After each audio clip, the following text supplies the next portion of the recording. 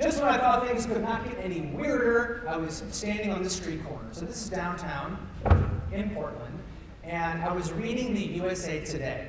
And this was the moment that I knew my life would never be the same, because the headlines were indicative of what was going on in the world. So let me show you some headlines. Okay, let's all kind of look at this together. Let's take a look at the screen. Don't worry about me. Let's just think about what these headlines suggested. Okay, April 29, 2000.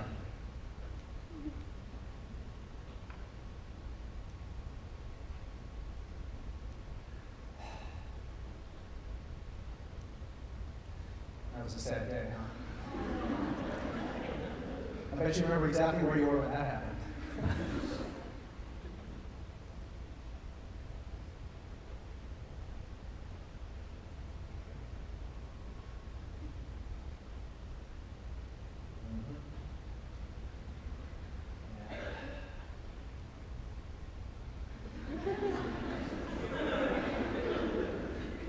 That is exactly what I said. In addition to, oh crap, there is no turning back.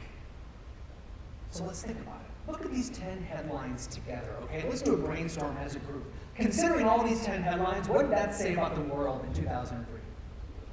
Sucks, yes, what else? What did it say about the world?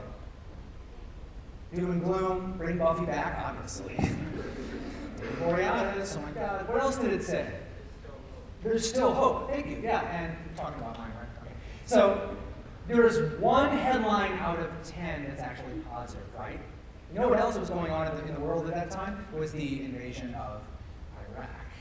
And so if you watch the news in sort of spring 2003, all this negative stuff was going on.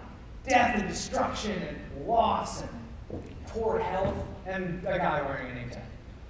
And so why does that matter? Because timing isn't everything. It's the only thing. That went viral again because it was the right person in the right place at the right time with the right message. Have you ever heard the concept of you need to be like at the right place at the right time? Be in more places. It's all about probability. And it hit. And so when your big wave comes along, you do have to be in the position to ride it. This is one of the mistakes I made, because after that went viral on USA Today, my website shut down. There were so many users. All this traffic started coming in, and I didn't make any money. I didn't sell a single book. All I got was people just kind of saying hi. And that bothered me. I was angry, and I was confused and upset because I wasn't converting any of this attention. The tsunami came by, and I watched it go. And so I went back to Miami, and I sat down with my professor. This is Dr. Spade. And I asked him, what am I doing wrong? I'm getting all this media attention, but nothing is converting. And he says, you know what your problem is? You don't know what your product is. So what are you selling, Scott? Is it a book? Is it an idea? Is it yourself? What are you selling? And I didn't have an answer.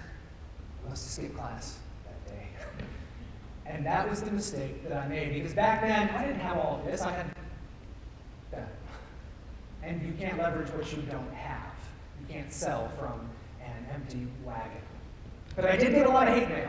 This was almost as good as making money.